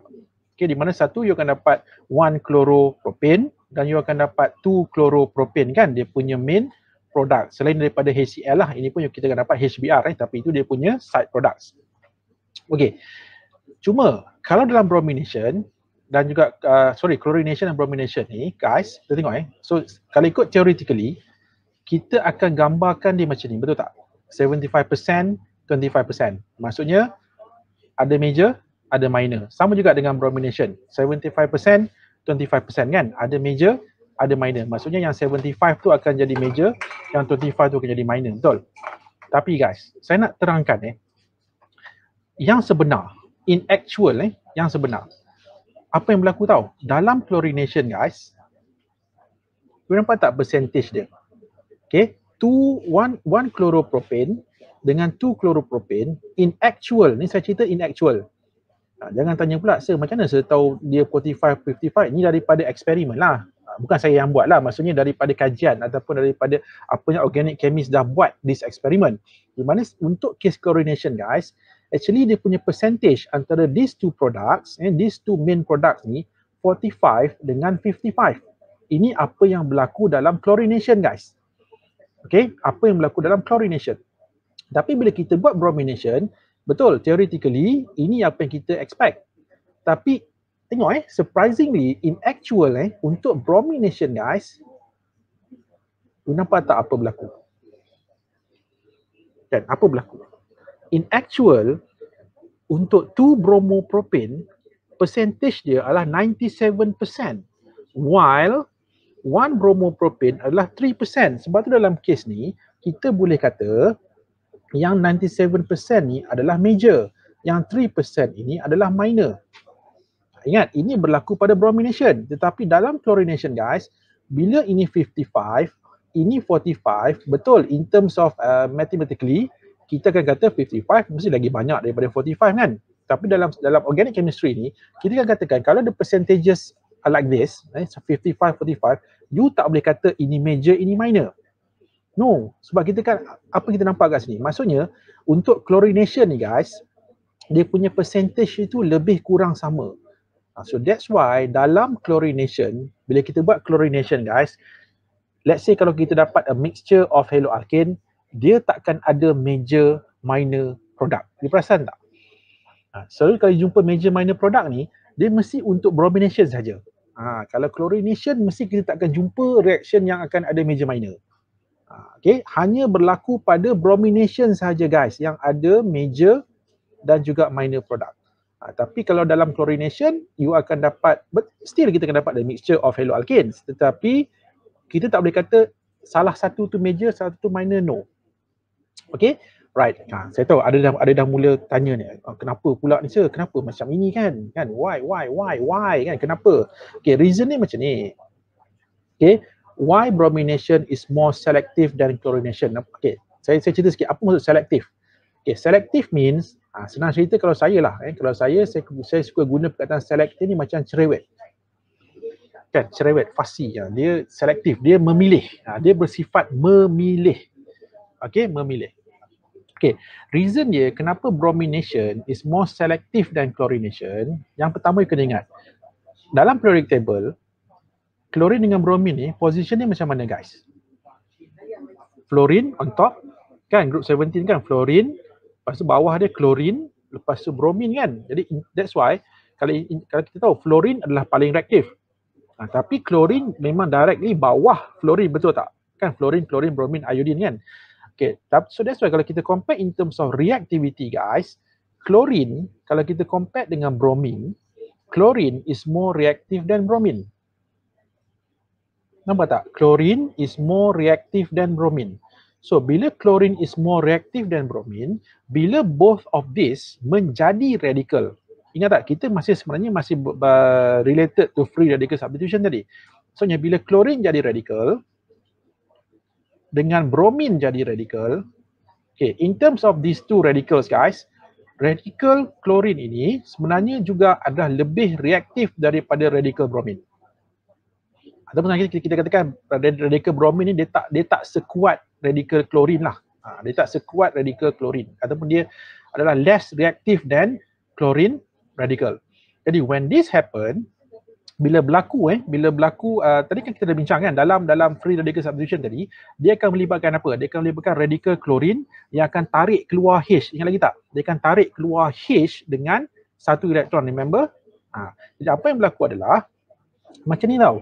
Dalam alkane, sekarang kita cerita pasal alkane pula Dalam alkane, okay, kita ambil contoh lah. Katalah saya ambil contoh apa tadi? Propane tadi kan. Let's look at propane tadi. Okay, sekejap saya buat expanded structure lah supaya you lebih senang nampak. Okay, right guys. Okay, sekarang kita fokus pada alkane pula. Dalam alkane guys you kena ingat, kalau kita compare, okay, oh ni tak ada tertiary lah. Kita compare secondary dengan primary dulu. Okay, secondary carbon, okay, maksudnya ni this secondary carbon ni dia punya bonding dia dengan this H kan. Maksudnya secondary, okay, CH bond. Secondary CH bond dengan primary CH bond, sebenarnya kalau in terms of kekuatan bonding itu guys, okay, dia macam ni. Secondary ni dia lagi senang putus berbanding dengan hidrogen yang terikat pada primary carbon. Saya ulang balik hidrogen yang bonded to primary carbon lebih susah nak putus berbanding dengan hidrogen yang bonded to secondary carbon. Ataupun kalau let's say you ada, katalah saya tambahkan satu lagi C kat sini lah let's say kita ada 2-methyl propane for example. Jadi ini apa? Ini tertiary kan? Okay, dan tertiary, okay, tertiary carbon ni dia punya bonding kat sini lagi senang putus. Maksudnya in this case kalau kita compare, tertiary lebih mudah putus berbanding dengan secondary dan primary. Okay, ini in terms of ini tau, CH bond. CH bond. Okay, you kena faham dalam step 2 kan bis radical chlorine dia akan tarik H ni keluar kan. Jadi apa maksud dia kat sini? Radical halogen radical ni dia lebih senang tarik apa? Dia lebih senang tarik hidrogen keluar daripada bonding CH bond tadi yang lemah. Sebab tu inilah salah satu punca kenapa, for example kan, kenapa tertiary, kalau dalam alkane itu ada tertiary carbon, so itu yang akan jadi major product. Kan sebab apa? Sebab tertiary carbon ni dia punya bonding dengan H itu dia lebih senang putus. So that's why radical akan prefer untuk attack itu dulu. Akan attack this H. Sebab senang nak tarik keluar, senang nak abstract keluar. Berbanding dengan secondary dan primary. Okay, you faham Itu idea dia. That is the idea. So sekarang ni bila ada chlorine radical versus bromine radical, okay, chlorine kan reaktif betul? Kan, chlorine is more reactive than bromine kan? Jadi bila chlorine radical is more reactive than bromine radical, jadi chlorine radical ni dia tak kisah. Dia boleh tarik mana-mana. Dia boleh tarik daripada secondary carbon, dia boleh tarik daripada primary carbon punya H, ataupun kalau ada tertiary carbon dia boleh tarik daripada tertiary carbon punya H. Sebab dia adalah more reactive. So bila more reactive ni dia tak ada masalah. Semua boleh ditarik. Faham tak? Semua H dia boleh tarik. Tapi for the case of bromine tak reaktif. Kan? Bromine ni tak reaktif. Jadi bila tak reaktif guys, that's why dia akan bersifat selektif. Nampak tak? Dia akan bersifat selektif. Kenapa saya kata dia akan bersifat selektif? Okay, sebab dia akan memilih lah. So, okay, dia kena sedar diri lah, betul tak? Kalau dia dah tak reaktif, takkan dia nak pergi tarik daripada benda yang susah dia nak tarik. You faham tak maksud saya kat sini? Ni boleh faham semua orang Okay, macam inilah, saya bagi satu contoh lah Saya bagi satu contoh. Katakanlah kita ada satu case ni, satu case di mana kita ada satu jewelry shop, satu kedai yang jual barang-barang kemas kan. Okay, satu hari tu datang seorang customer masuk dalam kedai itu. Okay, dan customer seorang yang banyak duit. Okay, dia banyak duit, sangat-sangat banyak dia punya duit kan. Okay, dia masuk dalam kedai itu. Okay, dan sebab dia pun nak cepat, sebab benda yang reaktif ni biasa nak cepat kan. Dia nak cepat. Jadi you rasa kalau dia nak beli barang kemas tu, dia akan tanya ke mana barang kemas yang mahal, mana barang kemas yang murah? Tak ada kan? Dia kata just jual saja apa saja barang kemas yang ada, saya tak kisah. Saya nak cepat, I'm in a hurry. Saya nak beli dengan segera. Itu contoh apa? Itu contoh chlorine radical. Nampak tak? Bila dia reaktif, dia tak payah consider pun aku ni nak tarik H yang mana. Sebab aku boleh tarik semua H. Aku mampu nak tarik semua H yang ada. Jadi boleh faham Okey. Dan kes bromine ni pula dia macam ni. Ada satu orang ni pula masuk dalam kedai barang kemas tadi, dia duit tak cukup. Dan lepas tu bila masuk kedai tu, apa biasa dia akan tanya? Dia kena realise lah aku duit dia duit tak banyak. So of course dia akan tanya, first dia akan tanya ni berapa harga Lepas tu dia kata, oh yang ni pula berapa harga Kan? Lepas tu apakah dia akan end up macam mana? Of course dia akan beli yang murah tu lah. Sebab apa? Sebab dengan duit yang dia ada. You faham tak? Sama juga dengan bromine radical. Bromine radical ini dia tak boleh simply main tarik je semua H yang ada dalam alkane tu. Of course dia akan go for H yang senang ditarik. Betul tak? Jadi dalam kes ni, that's why dia akan tarik daripada karbon yang mempunyai kelas yang tinggi. Sebab apa? H dia lagi senang putus. Jadi that's why in this case, yang senang itu dia akan hasilkan dengan banyak. Dia akan tarik dengan banyak. Sebab tu dia jadi major. Dia akan ada major, jadi yang susah tu, dia, mungkin adalah dia akan beli tapi sikit-sikit lah. Ataupun dia akan tarik sikit-sikit lah. Sebab tu ada major, ada minor. Tapi kalau chlorine radical, bila berlaku reaction ni, dia akan dua-dua boleh. Yang susah pun dia boleh tarik, yang tak susah pun dia akan tarik. Sebab tu dalam kes ini, kelas, that's the reason. Biasanya kenapa kita tengok bila kita buat bromination of alkane akan ada major minor, tetapi kalau chlorination of alkane kita tak akan ada major minor products. Okay, so hopefully my explanation ini tak tahulah you terima macam mana benda ni kan. Tapi tak apa, let's say kalau masih lagi ada yang tak clear tentang selectivity ni, boleh tanya saya kemudian lah. Tapi ini sebenarnya tak it's not in your syllabus sangat. Tak you all tak belajar benda ni. Cuma saya rasa something yang good for you to know. Sebab takutlah you terjumpa reaction kan tiba-tiba kenapa untuk chlorination tak ada major minor kan, tetapi untuk bromination ada. Okay, so tadi kita stop pada question number 7A, di mana kita dah bincang 7A1. Ni tadi kan kita dah buat untuk ethane tadi. Dah selesai. Ethane, okay, dah selesai untuk ethane. Okay, seterusnya masih lagi soalan yang sama, 7A, guys, di mana kita diperlukan untuk melukis, draw the structural formulae. So ni pun samalah kelas bila soalan minta lukis structural formula ni, you guys diberi 3 pilihan lah. Sama ada nak gunakan expanded boleh, nak guna skeletal ataupun nak gunakan condensed structure. It's up to you. Terpulang pada masing-masing. Okay, of mono substituted, ni pun saya dah bincang, saya dah beritahu tadi kan, apa maksud mono substituted ni?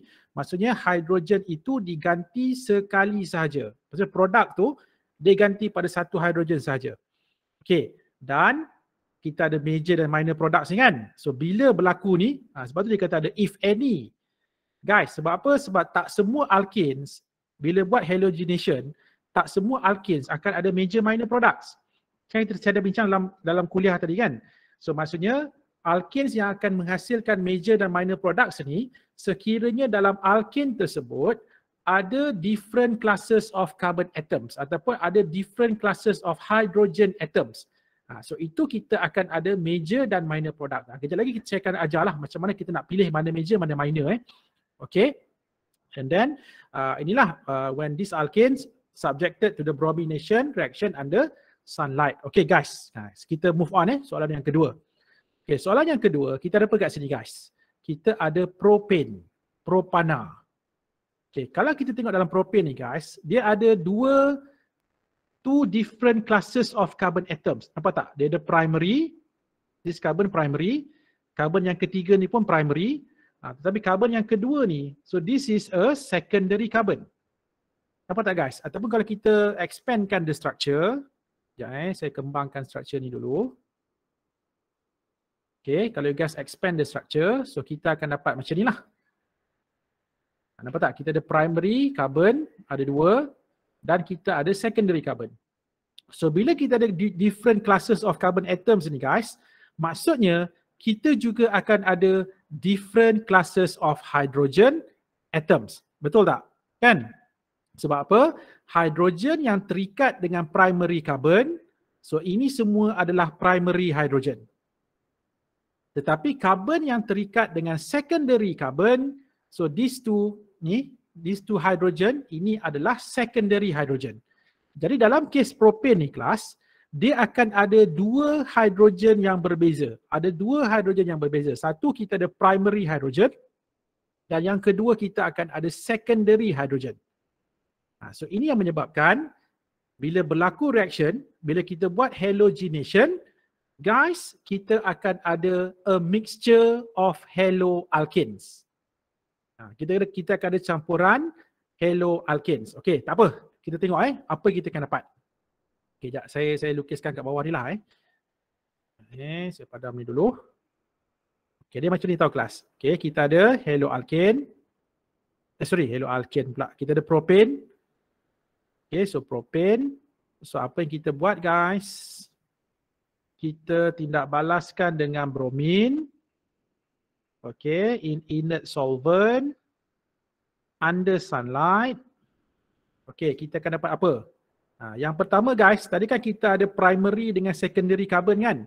Okey, the first haloalkane adalah haloalkane yang terhasil apabila primary hydrogen yang digantikan dengan halogen.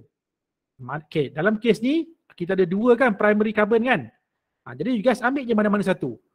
You nak ambil hydrogen daripada this primary carbon pun boleh. You nak ambil hydrogen daripada this primary carbon pun boleh. Sama saja. Dua-dua tu sama saja kelas. Okay, let's say kelas katakanlah kita ambil daripada this hydrogen here. So ini yang akan digantikan dengan bromin. So kita akan dapat apa kelas? Kita akan dapat begini. Okay, CH2. And then kita akan ada CH2Br. Guys, nampak? Ini the first haloalkane kita akan dapat. Okey, haloalkane yang kedua adalah apabila hidrogen yang digantikan adalah hidrogen daripada secondary carbon ni. Guys, daripada secondary carbon. Tak kisahlah, you ambil yang atas pun boleh, yang bawah pun boleh. Kita ambil salah satulah. Okey, jadi kita akan ada yang kedua. Ini guys. Kita saya ambil hidrogen yang ke atas ni. So digantikan dengan bromin. Okey, nampak tak kelas? Saya tukar warna lah bagi takut you all confused nanti.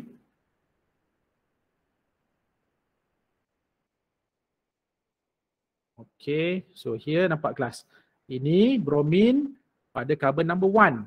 Nampak ini yang kedua, bromin pada carbon number 2. Nampak tak? Jadi kita akan ada a mixture of haloalkanes. Dan ingat guys, these two, inilah dia main products. Ini kita sebut sebagai main products. Produk utama.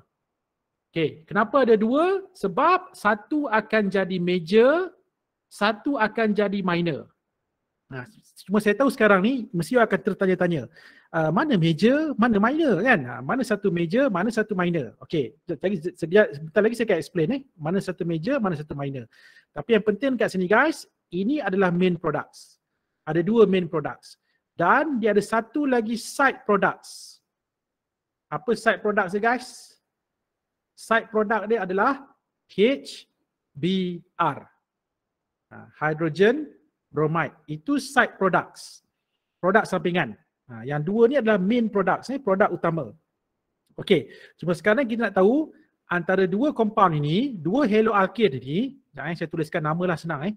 Ini namanya adalah 1-bromopropane.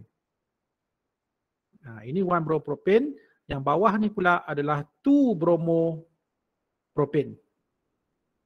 Okey, cuma the question here is mana satu major, mana satu minor. Okey, sebelum kita pergi pada penentuan tu kelas, saya nak gunakan masa ni sedikit, saya nak explain pada you all lah. Kan, kenapa disebut sebagai major, kenapa minor products? Okay, dia macam ni, dalam organic chemistry, major product ni guys, dia adalah produk yang dihasilkan dengan banyak.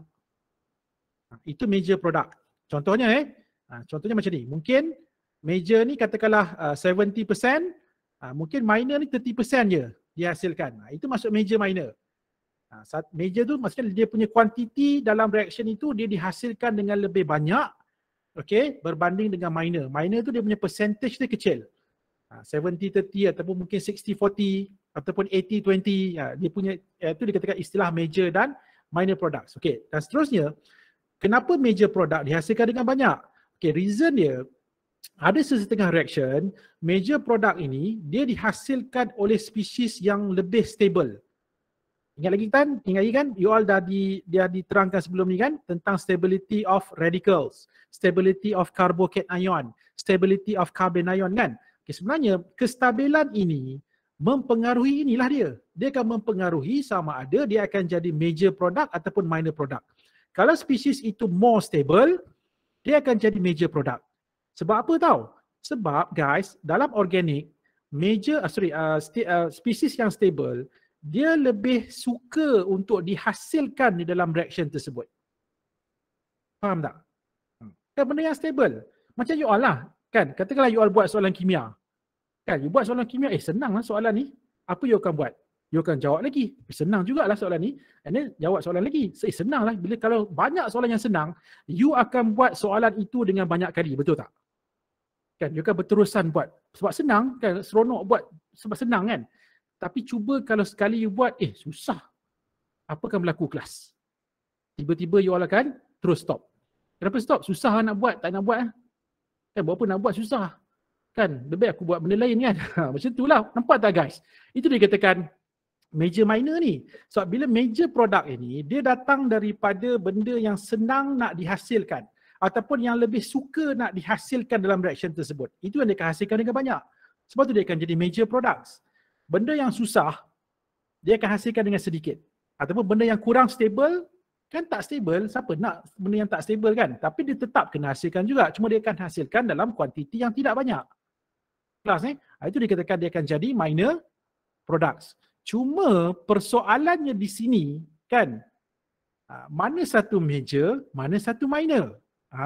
Itulah pokok persoalannya kelas kat sini. Okey. Tak apa, kita cuba rungkaikan misteri ini jangan risau. Tak susah pun organik ni. Okey, you guys dengar betul-betul Okey, dia macam ni. Sekarang kita tahu kita sedang membincangkan reaction apa? Kita sedang membincangkan bromination reaction of alkanes kan?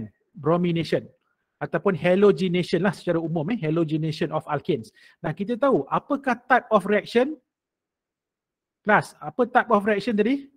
Untuk this reaction? Apa kelas? Free radical substitution. Good. Free radical substitution. Okay, free radical substitution. So maksudnya dalam reaction ini sebenarnya dia akan melibatkan penghasilan radikal, penghasilan free radical. Cuma kita tak nampak dalam equation ini. Dekat mana kita akan nampak? Nanti bila kita buat mekanisme. Bila you all buat mekanisme, you akan nampak dekat mana terhasilnya radikal ni. Okay, dan macam mana terhasilnya radikal tu kan. Okay, cuma untuk peringkat sekarang ni, saya cuba bagi tahu dulu. Okay, dia macam ni tau kelas. This compound, yang pertama lah, 1-bromopropane ni. Okay, sebelum terbentuknya 1-bromopropane, dia akan hasilkan apa dulu? Dia akan hasilkan primary radical. Maksudnya sebelum terhasilnya 1-bromopropane ni, guys, dia akan hasilkan primary radical dulu. Okey, 2-bromopropane pula, sebelum terbentuknya 2-bromopropane, dia akan hasilkan secondary radical dulu. Barulah dia akan membentuk, akhirnya dia akan membentuk this 2-bromopropane. Okey, I would like to ask you this. Between primary radical dengan secondary radical, guys, which radical is more stable? Secondary radical ataupun primary radical? Jangan kata tak tahu, dah belajar dah ni. Sebelum cuti dah belajar. Dan sebelum mid semester break tu. Guys, between primary radical and secondary radical, mana yang lebih stable?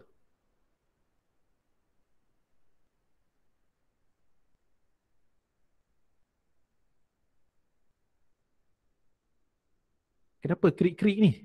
Kenapa senyap ni semua ni? Tengah belik nota ke? Okey. Siapa nak jawab tu? Siapa nak jawab tu? Ulang balik, saya tak dengar. Secondary. Mana lebih stable? Ya, Farah. Mana lebih stable? Secondary. Okay, good. Betul. Sekarang ni antara secondary radical dengan primary radical, secondary radical is more stable guys. Kan, secondary radical lebih stable daripada primary radical.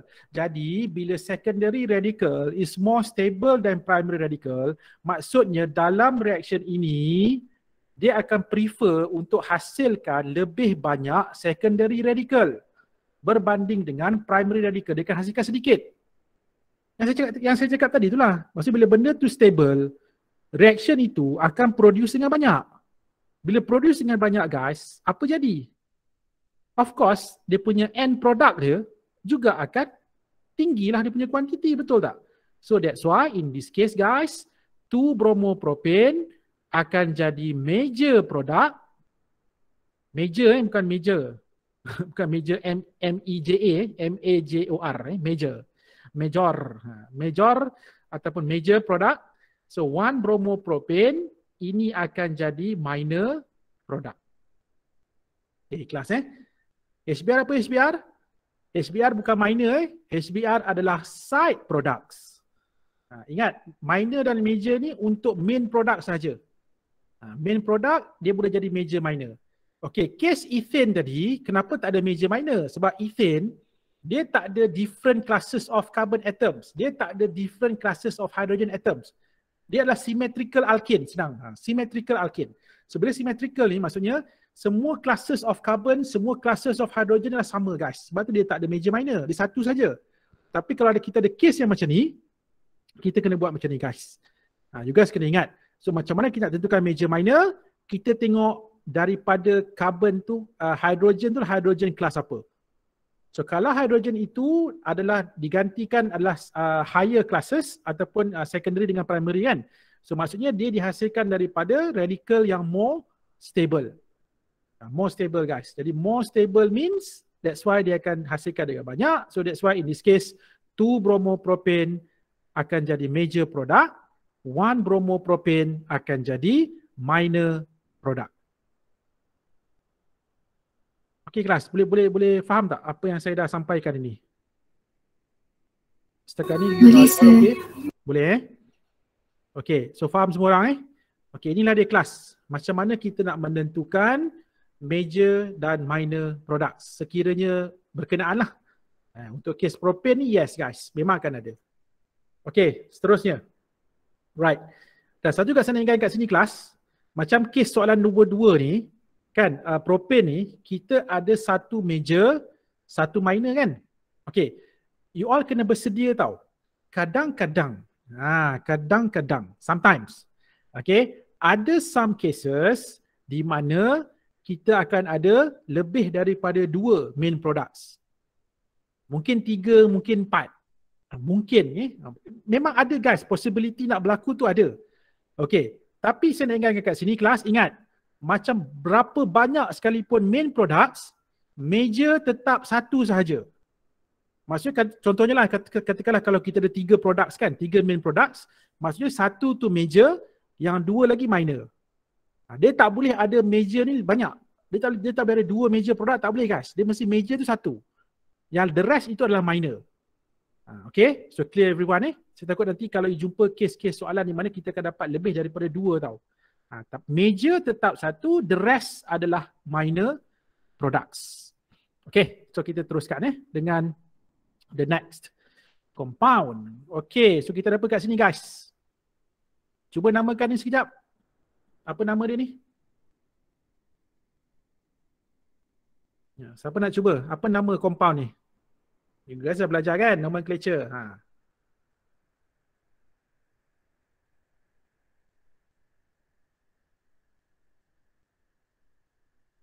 Come on. Anyone wants to try? 2-methylbutane. Ulang balik Farah, tak dengar. 2-methylbutane. Butane? Macam 2-methylpropane. 2-methylpropane. Yes, Propane. good. Propane Farah bukan butane. Okay. 2-methylpropane. Okay, sebab apa propane? Sebab the longest carbon chain is 3. Nampak? Ni longest carbon chain. And then baru kita buat penomboran kan. 1, 2, 3. Jadi pada carbon number 2 ada satu methyl kan. Jadi kita akan ada 2-methylpropane. Okay, good. 2-methylpropane. Okay, jadi 2-methylpropane. Kita tengok pula 2-methylpropane ni. Dia ada berapa classes of carbon atoms dalam 2-methylpropane ni? Okay, ni primary. So ini pun primary. Yang ini pun primary. Yang tengah ni kelas apa kelas? Tertiary. Good. Dia ada tertiary. Maksudnya nampak tak? Kita ada tertiary dengan primary carbon. So meaning that kita akan ada tertiary carbon, kita akan ada tertiary hydrogen dan kita akan ada primary hydrogen. Okay, jadi bila ada tertiary hydrogen, primary hydrogen, so meaning that dalam free radical substitution itu, kita akan ada tertiary radical, kita akan ada primary radical. Jadi mana lebih stable guys? Of course, tertiary radical. Jadi maksud dia, hidrogen yang digantikan daripada tertiary carbon ataupun tertiary hydrogen ni, dia akan jadi major product. Hidrogen yang primary, so yang digantikan dengan bromin, so itu akan jadi minor product. Okay, tak apa, kita tuliskan lah equation takut you tak nampak kan. Okay, dia macam ni. So kita ada CH3, macam biasalah. Kalau tak nampak, you all cuba expandkan structure tersebut.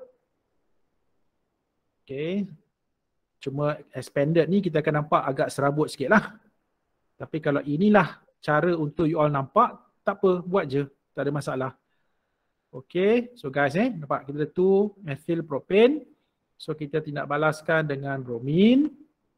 Okay, in dichloromethane. CH2Cl2 under sunlight. Okay, yang pertama guys, H akan diganti daripada mana? Okay, kita ambil yang major dulu lah. Kita buat yang major dulu. So yang major maksudnya this H. Sebab apa? Sebab ini adalah tertiary carbon. Jadi bila bromin gantikan this H, jadi kita akan dapat apa? Okay, kita akan dapat ini CH3. Atas pun ada CH3. Okay. So kelas saya buat condense je lah senang sikit lah. Tapi kalau you all nak buat expanded, buatlah, tak ada masalah. Saya buat condense je kat sini lah CH3, so atas ada CH3, so sini pun ada CH3. So dapat tak? Sini. See, this is the first product. The first main product. Okay guys kita ada the first main product. Okay, digantikan daripada second tertiary hydrogen. Okay. Sekarang kita ada primary hydrogen kan? Dan primary hydrogen tak kisahlah, you nak ambil daripada this carbon boleh, this carbon pun boleh, this carbon pun boleh. Sama saja. Sebab semua ni classes dia sama kan? Dia katakanlah kalau kita ambil daripada this hydrogen here. Ini yang kita gantikan Jadi you guys akan dapat Br, CH2, okay, CH, CH3, CH3 kelas. Nampak tak perbezaan? Ini apa? Ini namanya adalah 2-bromo, 2-methyl propane. Ini pula nama dia adalah 1-bromo, 2-methyl propane. Nampak tak guys? Nama dia kan tak sama ni. Sebenarnya dua compound yang berbeza ni. Tapi dua-dua ini adalah haloalkane. Ini pun haloalkane, so ini pun haloalkane. Jadi guys, so antara dua ni, mana major, mana minor? Mana major, mana minor? Jadi 2-bromo itu yang akan jadi major product. Jadi ini major. So ini akan jadi minor product. Okay, reason ni kenapa? Sebab this haloalkane terhasil daripada tertiary radical. Okay, tertiary radical. Tetapi this haloalkane terhasil daripada primary radical. Guys, ingat primary radical adalah less stable than tertiary radical. So that's why ini adalah major, so ini adalah minor. Dan guys, jangan lupa apa? Kita ada side products. Apa side products? HBr. Okay, hydrogen bromide. So ada 3 lah. 3, 1 major, 1 minor, 1 side product hydrogen bromide. Okay, dan mungkinlah some of you akan terfikir, sir macam tak balance je equation ni. Guys, dia macam ni. Dalam organic chemistry, balancing tu tak penting sangat. Balancing equation tak penting sangat. Yang penting kita nak tahu apa dia punya product saja. Okay, itu penting. Ya, balancing tak perlu. Okay. Okay guys jadi inilah dia jawapan untuk this question 7A3. Okay, ada apa-apa nak tanya tak? Sebelum kita pergi pada soalan B. Anything from you? No, sir. Okay, tak ada So kalau tak ada, kita teruskan question. Ada satu lagi lupa. Saya kan dah habis. Satu lagi kita ada cyclopentane. Guys, kita ada cyclopentane. Okay. Saya bagi you all dalam 30 seconds. Cuba ni tuliskan ni apa yang kita akan dapat.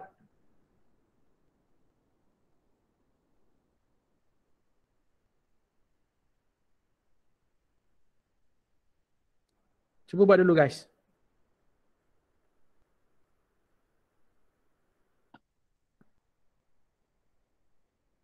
You rasa dalam kes cyclopentane ni ada major minor tak?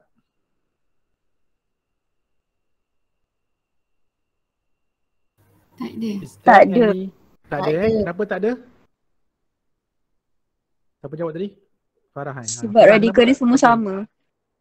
Radikal dia semua sama? No different classes. Sama tu sama apa? Cuba spesifik sikit. Apa yang sama? Ya, saya besarkan dulu Saya besarkan Semuanya cyclopentane. primary. Sure ke? Sure ke primary? Ni, are you sure? Cuba tengok ni carbon secondary. kan? Carbon. Secondary. Bukan primary. Kalau primary dia bonded dengan satu carbon je kan? Kalau bonded dengan satu carbon, macam mana nak bentuk gelang? Tak boleh nak bentuk gelang kan? Okey, sekarang ni semua ni secondary kan? Ni secondary. So dia ada 5 carbon atoms dalam cyclopentane ni. Dan semua carbon atoms ni adalah secondary carbon. Daripada semua secondary carbon, maksudnya kesemua hidrogen yang terikat dengan C dalam cyclopentane ni guys, ni semua adalah secondary hydrogen. Kan? Semua ni secondary hydrogen. Jadi maksud dia, dalam kes ini, kita tidak akan ada apa? Tak ada apa? Tak ada apa? Saya sengaja saya stop kat situ. Tak ada apa? Tak ada apa kelas? Cepat. Major dan minor. Takkan ada major minor products. Bukan tak ada produk Jangan kata tak ada produk. Produk tu ada. Cuma tak ada major dan minor product. Kita cuma ada satu sahaja main product. Satu main product je. Tak ada major minor. Okay. Kecuali guys, kalau kita ada structure macam ni. Dalam kes ni ada tak major minor? Ada. Kita akan ada major minor. Sebab apa? Sebab dalam ring semua secondary kan. Tapi carbon ni apa? Ini primary. Nampak tak guys? Ni primary. Maksudnya kita akan ada, ni primary dan dekat sini juga apa ni? Kita ada Tertiary. Ya. So kita ada primary, tertiary dan secondary. So kita akan ada 3 products guys. Satu major dan 2 lagi akan jadi minor. Nampak tak? Jadi that's why in this case, you guys kena tengok betul-betul pada structure tu. Sebab tu pentingnya untuk you all kenal classes of carbon atoms, classes of hydrogen atoms. Sebab tu you all diajar ni pada introduction. Okay? Right. So in this case, kita cuma akan dapat satu sahaja. Jadi kalau kita buat dia punya equation dia so ini tindak balas dengan bromin. Okay, in inert solvent under UV, under sunlight. So kita akan dapat satu sahaja. Maksudnya katalah saya ambil H yang atas ni lah so, kita gantikan dengan bromin. So kita akan dapat inilah kelas. Okay, cuba check dapat tak? Sama tak dengan dia punya jawapan? So tak ada major minor kelas Kita cuma ada satu sahaja main product, satu side product. Jadi 7B, by referring to structure in 7A3, itulah structure dia. You boleh tengok dekat screen ataupun you boleh tengok dekat you punya buku lah. Okay, so apa soalan dia? Write an equation to show the formation of product. Okay, write an equation to show the formation of product. Okay, jadi dalam case ni kita buat apa? Kita buat bromination kan? Okay, kita buat bromination. So bila kita buat bromination guys, maksudnya tindak balas dengan apa? kita akan tindak balaskan dengan bromine. Okay, so in the presence of sunlight, dan you boleh masukkanlah kita ada solvent CH2, Cl2 yang bertindak sebagai dia punya solvent lah untuk this reaction. Actually ni kalau tak tulis pun tak apa sebenarnya kan. Okay, so kita ada this reaction. Jadi sekarang ni kita ada suatu unsymmetrical alkene, remember? Kenapa, ataupun kita katakan dalam this reaction kita ada apa? Kita ada apa ni guys? Kita ada yang pertama nampak kita ada tertiary carbon here. Kita ada apa ni? Ini yang tiga ni apa guys? Ini semua adalah primary kan? Jadi bila ketiga-tiga ni adalah primary, maksudnya kita akan ada berapa classes of hydrogen atoms? So we have two different classes of hydrogen atoms. Jadi bila ada two different classes of hydrogen atoms, so kita akan ada berapa main products? We are going to get two main products kan? Two main products. Okay, yang pertama apa? Maksudnya H of this tertiary carbon yang akan digantikan. Yang akan digantikan. So kita akan dapat apa? You akan dapat ini. Yang pertama saya lukiskan. Okay, nampak? Dia akan dapat ini BRC. Dia akan gantikan. Okay, this is the first product. First main product. Okay, second, dia akan ganti daripada mana-mana satu primary carbon ini. Dia punya H kan? Katalah you ambil yang mana? You nak yang mana? Katalah kita ambil yang ni lah. Kita ambil this H yang digantikan kan?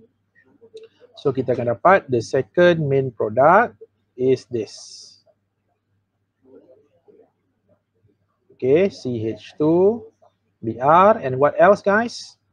Kita ada side product apa? HBr, hydrogen bromide. Okay, guys, baru kita bincang tadi. Reaction ini you rasa ada major minor tak? Adakah kedua-dua ini ada major minor? Yes kan, kita akan ada major minor. Why? Because we are using bromine kan. So bromine is more selective than chlorine. Jadi maksudnya akan ada major minor. So which one is major, which one is minor? Mana major, mana minor? Tadi pun kita dah bincangkan. H yang terikat dengan tertiary carbon dengan H yang terikat dengan primary carbon, mana lagi senang putus? H yang terikat dengan tertiary carbon kan lagi senang putus berbanding dengan H yang terikat dengan primary carbon. So that's why ini yang akan jadi major product. Jadi in this case ini adalah major product. Sorry, excuse me. So ini adalah minor product. So you ada ini major, ini minor guys. Alright. So inilah dia the equation untuk this reaction.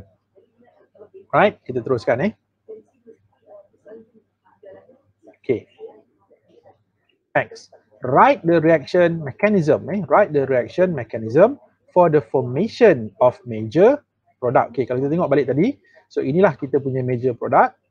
So soalan sekarang minta tuliskan mechanism untuk this reaction yang menghasilkan major product. Minor tak payah tunjuk lah sebab dia dah soalan dah specifically bagi tahu untuk major sahaja guys, major product. Jadi apa kita akan buat? Macam biasalah guys So apa first step dia? Step 1. Apa step 1? Chain. Initiating step. So apa berlaku dalam chain initiating step guys? Kita ada bromine molecule yang akan undergo apa? Yes, under sunlight. So dia akan berlaku homolytic cleavage kan? Dia akan berlaku homolytic cleavage di mana kita akan dapat 2 bromine radicals guys. Kita akan dapat bromine radicals. Okay, actually guys, untuk soalan yang melibatkan mekanisme ni, sebenarnya you kena buat sedikit a brief explanation lah. You cerita sikit. Jangan setakat tulis dia punya equation saja, you kena cerita sedikit. Tak payah panjang-panjang lah. Just a few sentences yang you boleh yang untuk you describe ataupun you ceritakan sedikit apa yang berlaku dalam step 1. Jangan just setakat tulis equation saja sebab normally kelas bila soalan yang melibatkan mekanisme ni sebenarnya dia memerlukan you all kena cerita juga sedikit. Jadi jangan setakat menulis saja. Cuma untuk perbincangan kita ni saya tak tuliskan lah sebab nanti lambat pula kan. Jadi saya just tunjukkan equation saja. Tapi you kena cerita apa yang berlaku dalam step 1 ini sebenarnya. Okay, and then what happen next adalah step 2 kan. Dalam step 2 what happen? Ini yang dikatakan chain propagating step.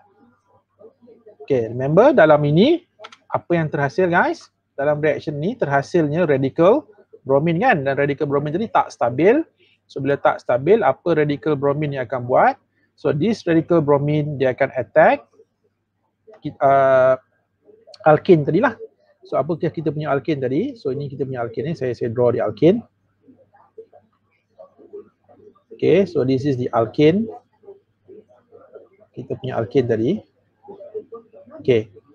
So apa yang berlaku adalah this radical bromin dia akan abstract this H.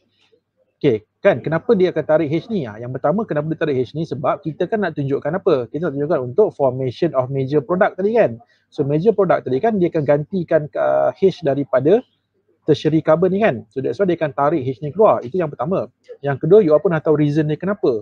Kenapa actually radical bromin ni akan tarik H ni? Sebab bonding between this C dengan this H, tertiary carbon dengan this H adalah lebih lemah.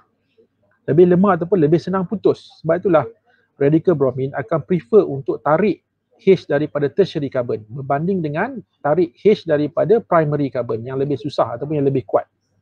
Okay, jadi in this case apa yang akan berlaku guys? Jadi this bond akan putus.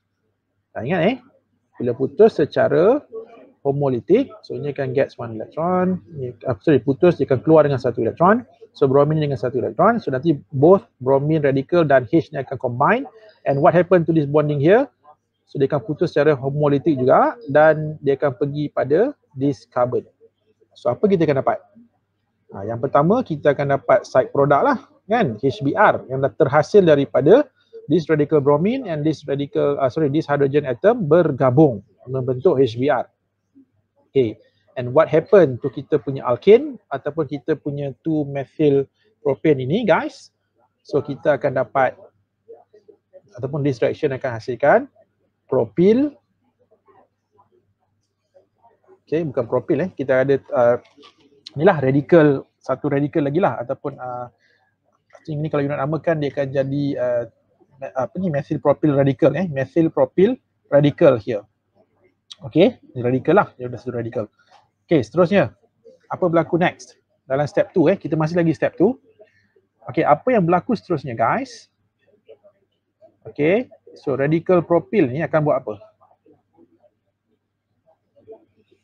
Dia akan attack another bromine molecule. Kan dalam reaction tu kan banyak kan bromine molecule So dia akan attack another bromine molecule. So ini akan putus juga secara homolytic. Jadi ini pun akan putus dan dia akan end up menghasilkan apa? Dia akan end up, kita akan dapat the main product lah ataupun the major product tadi. Nampak? Okay, kita dapat major product and at the same time apa berlaku? Another ataupun a new bromine radical form. Okay, katakanlah guys katakanlah ini tadi 1. Okay, so ini tadi yang kedua. So apa yang berlaku seterusnya? 1 and 2 ni akan repeated over and over and over. Maksudnya itu dah dinamakan dengan chain propagating step ataupun chain propagation di mana radicals are produced more and more and more and more. And then finally dalam the last step, apa? Step 3 kan, yang kita sebut sebagai chain terminating step kan, ataupun langkah penamatan radical ni lah. So ada berapa possible ways untuk these radicals are terminated? Ada 3, betul. Yang pertama boleh jadi radical bromine dengan radical bromine combine. So kita akan dapat bromine molecule. So ini yang pertama. Yang kedua apa? Radical bromine dengan Okay, radical yang terhasil tadilah dia propyl radical tadi. So ini these two juga combine. So see, kita akan dapat kita punya major product tadi guys. Okay, lastly yang ketiga. Macam mana guys? So yang ketiga boleh jadi okay, radical propyl ini okay, dengan another propyl radical here. So ini dengan ini akan bergabung. So kita akan dapat apa? You akan dapat ini guys.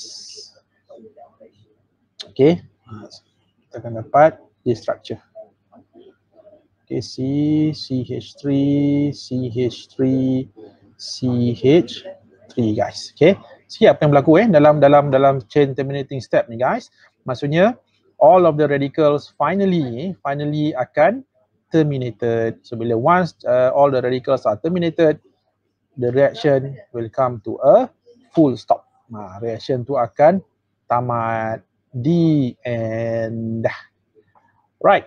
So itulah guys basically apa yang dikatakan dengan free radical substitution, your first ever mechanism untuk this organic chemistry, dan you ada 9 lagi mechanisms guys yang you akan belajar after this.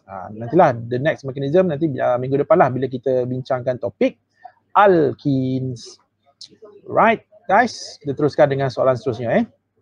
So masih lagi tutorial 12A.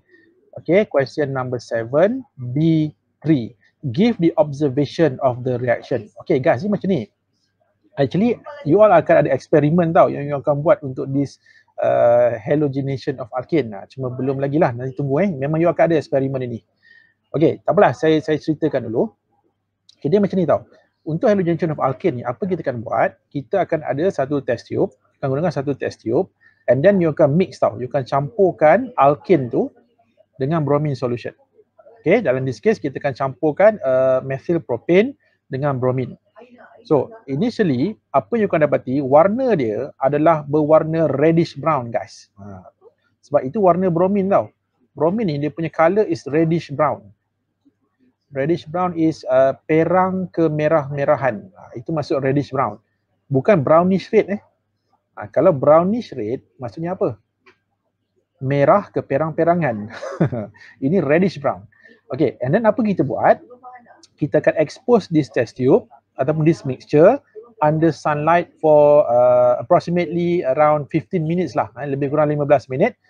Kalau dekat lab tu nanti biasanya student akan jemur dekat luar lah. Dia akan jemur, carilah mana-mana spot dekat luar tu yang panas, yang ada direct sunlight. Okay, dia akan jemur selama 15 minit. And perhatikan apa berlaku selepas 15 minit. Okay, ingat lagi tak? Kenapa kita mesti expose under sunlight? Sebab reaction ini tak akan berlaku. Okay, saya tanya. Sekarang ni kenapa warna larutan ni adalah reddish brown? Sebab bromine masih banyak dalam ni. Kan? Bromine masih banyak dalam ini. Tapi bila kita expose under sunlight, apa berlaku? Bromine akan absorb energy daripada sunlight ataupun UV daripada sunlight, and then dia akan jadi radical. So macam bromine dah berkurangan sebab bromine dah tukar jadi radical bromine. Sekarang ni guys, warna reddish brown ni adalah the color of bromine. Tapi bila bromine dah jadi radical bromine, that's why warna reddish brown itu akan makin lama makin kurang. Sebab bila bromine dah banyak tukar jadi radical bromine, apa akan berlaku? This reddish brown color of bromine, lama kelamaan dia akan faded. Dia akan pudar, dia akan faded, dia akan berkurangan. Dan surprisingly class, apa yang berlaku after 15 minutes, you akan dapati inilah apa yang akan berlaku. Kenapa dia akan jadi colorless? Because dalam mixture ini dah tak ada lagi bromine.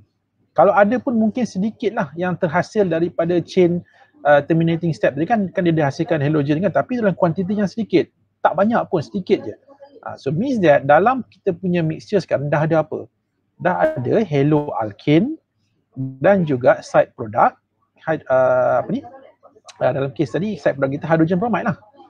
Okay? So apa observation ni guys? After 15 minutes, what should be written? Dia punya observation. Jadi kita akan tuliskan what happened adalah after 15 minutes, okay, exposed under sunlight, jadi reddish brown color of bromine decolorized.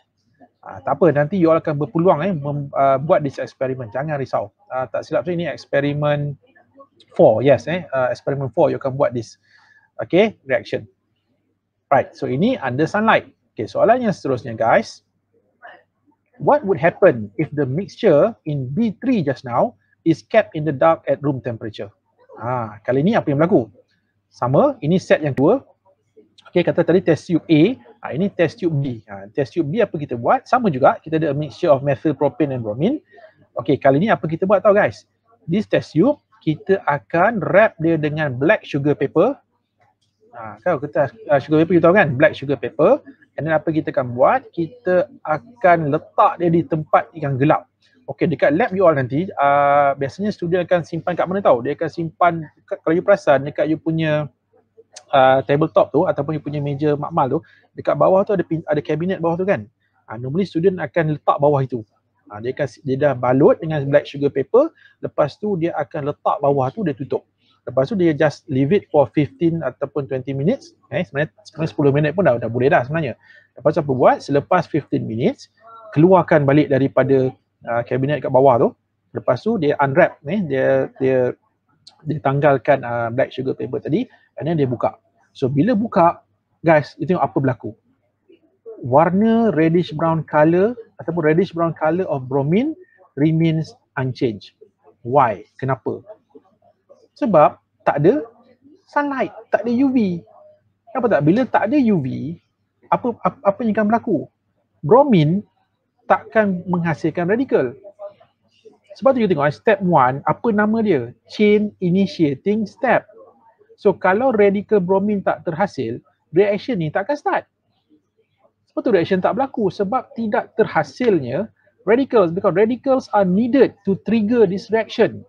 So if there are no radicals involved, that's why no reaction happen. Okay, sebab tu warna reddish brown, warna bromine tu, the reddish brown color of bromine kekal tak berubah. Tapi kalau you ambil test tube ini, you pergi letak balik semula under sunlight, katalah you ambil test tube ni kan. Okay, you pergi letak balik under sunlight, so apa berlaku? Dia akan jadi colorless pula. Sebab apa? Sebab bromine dah jadi radical, and then dia akan trigger the reaction sampailah step 2 dan juga finally step 3. Okay guys, so inilah dia jawapan untuk this question number 7B4 guys. Okay, jadi to summarize lah apa yang you all dah belajar hari ni. Jadi yang pertama tadi you all dah diperkenalkan dengan the first mechanism yang you all akan belajar untuk this semester. Itulah tadi free radical substitution reaction ataupun untuk halogenation of alkanes. Jadi you guys kena ingat yang pertama, whenever you want to write mechanism, pastikan arrows yang proper lah digunakan. Dan jangan lupa gunakan arrow, dan untuk free radical substitution ni, it's better you tuliskan dia step wise, step 1 apa, step 2 apa, step 3 apa kan. Lepas tu kalau it's better juga buat sedikit a brief description untuk setiap step itu. Apa yang berlaku dalam step-step. Dan satu lagi berkaitan dengan itulah yang saya ada ceritakan sedikit tadi kan tentang selectivity tu kan. Kenapa bromination is more selective than chlorination. Jadi basically itulah apa you punya lesson hari ni guys. Assalamualaikum warahmatullahi wabarakatuh. Stay safe. Okay. Ingat chemistry in heart, chemistry is awesome. Okay guys, bye. See ya.